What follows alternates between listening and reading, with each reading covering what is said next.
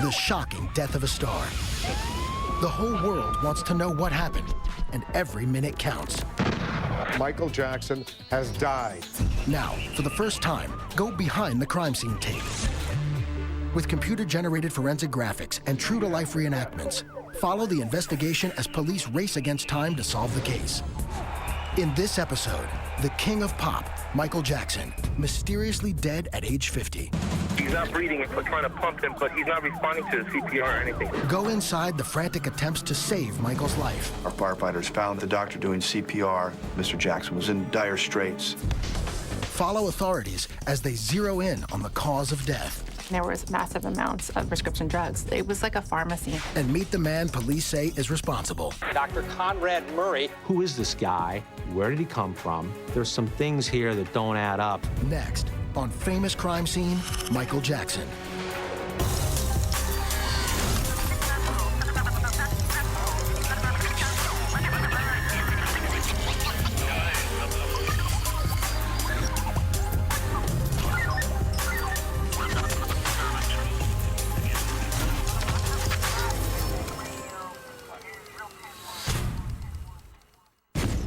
June 25th, 2009, Staples Center, Los Angeles, just after midnight.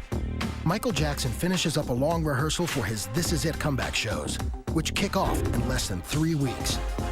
This is the final curtain call. Michael then returns to his rented mansion in the Holmby Hills section of LA.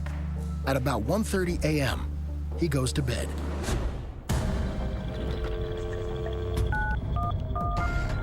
We have a gentleman here that needs help, and he's not breathing yet. He's not breathing, and we're trying to pump him, but he's not. Okay, how old is he? He's 50 years old, sir. 50. He's unconscious. He's not breathing. We got the call at 12:21. There was no identification by the caller of who he was or who was having the medical issues. But we knew that someone was in dire straits. Did anybody see him? Yes, we have a personal doctor here with him, sir. Oh, you have a doctor there? Yes, but he's not responding to the CPR or anything. All right. Do you have him? Is he on the floor? Where's he at right now? He's on the bed, sir. He's on the bed. Okay, let's get him on the floor. Okay, let's get him on the floor. CPR should be conducted on hard, firm surfaces, but there was a physician in the room that was doing CPR on the bed. A hard surface is critical for proper CPR, so the patient's heart can be compressed effectively between the breastbone and the spinal column. When Michael's given CPR in his bed, he's simply being pushed down into the mattress. The compressions can't squeeze his heart enough to pump blood to the brain and other organs. The biomechanics of CPR are very straightforward. How or why a physician might not know that I can't comment on. LAFD Rescue Ambulance 71 arrives at 100 North Carrollwood Drive. And at 12:25, we were on scene. Firefighters were let in and then led to the room where the patient was located. Our firefighters found the doctor doing CPR. Turned out to be Michael Jackson. Doc, what do we have? Patient's unresponsive. These are experienced emergency providers. I think it became very apparent to our personnel that this individual was down probably for quite some time.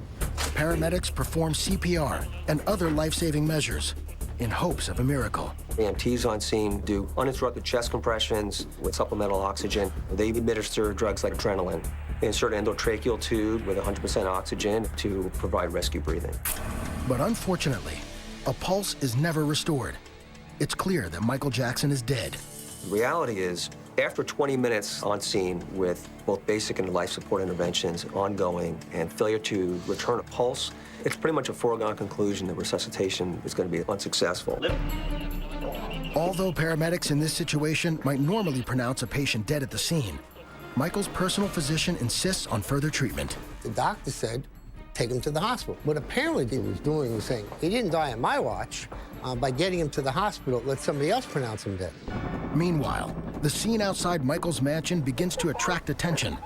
Onlookers realize something is amiss. When I arrived about 12:40, the ambulance was inside the gates. There was a fire truck that was parked out on the street. I was doing video and I could see the call screen and it said 50-year-old male not breathing. At a certain point, I could see the paramedics exiting the house with a stretcher. I moved closer to the gate. It was a difficult shot to get, but I could see that it was Michael.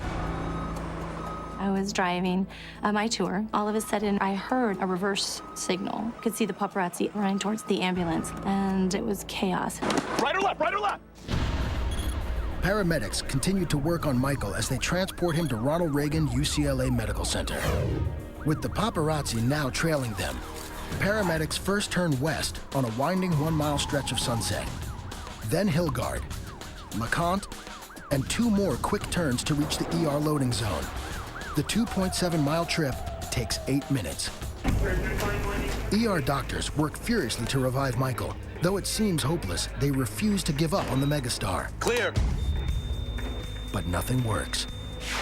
Simultaneously, at about 1:30 p.m., the world gets word that Michael Jackson has suffered cardiac arrest and is in critical condition. Very few realize he is already gone. The first report that came in was from TMZ, and it said that Michael Jackson had suffered a cardiac arrest. Everyone was in shock. Michael Jackson suffered cardiac arrest and is now in a coma, literally struggling for his life. I got a phone call from Randy Jackson telling me that they had taken his brother Michael to the hospital, and he just says, "Brian, it's bad. Meet me there." Family members were arriving, so you had all this grief and anguish unfolding, and within 30 minutes, hundreds of fans started to show up at that hospital. And we were all waiting on word. Both the Los Angeles Times and CBS News are both now reporting that Michael Jackson has died. My brother, the legendary king of pop, Michael Jackson, passed away on Thursday, June 25th, 2009 at 2:26 p.m. It is believed he suffered cardiac arrest in his home. I was wanted to see him in concert. It's not fair that he's gone. Shortly before 4 p.m., detectives Orlando Martinez and Scott Smith from the LAPD's Robbery and Homicide Division arrive at UCLA to investigate the death of Michael Jackson.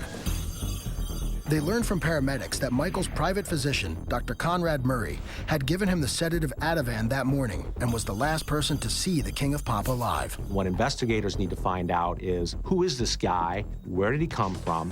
Why was he inside this house? But when it comes to getting Dr. Murray's full statement, he's nowhere to be found. The police and law enforcement at the hospital just said that Dr. Murray disappeared. They looked for him, and they couldn't find him. Unable to locate Murray, detectives head for the crime scene, Michael's rented mansion.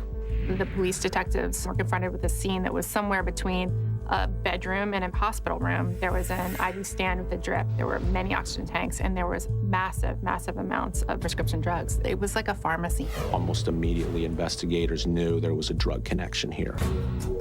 At Michael's bedside are bottles of at least 7 different tranquilizers and muscle relaxers, prescribed by Dr. Murray, Dr. Arnold Klein, and Dr. Alan Metzger.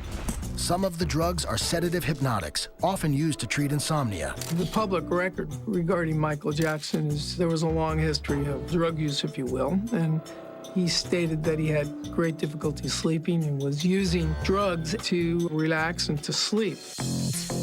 Detectives also find 11 unlabeled bottles of a milky white substance, later identified as propofol. They later confiscate the same drug from Dr. Murray's bag.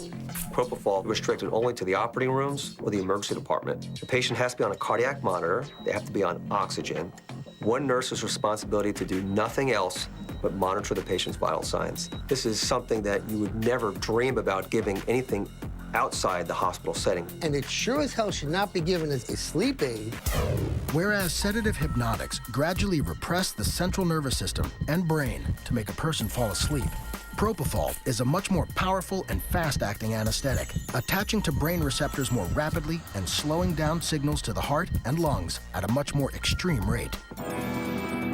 At about 6:30 p.m., Michael's body is transferred from the hospital to the LA coroner's office via helicopter, as the world gets its last look at a music legend. I just said, "This is surreal," and it hit me. He's really gone. Coming up, police question Dr. Murray on Michael's last night alive. And later, toxicologists learn what really killed the King of Pop. Next, on Famous Crime Scene, Michael Jackson.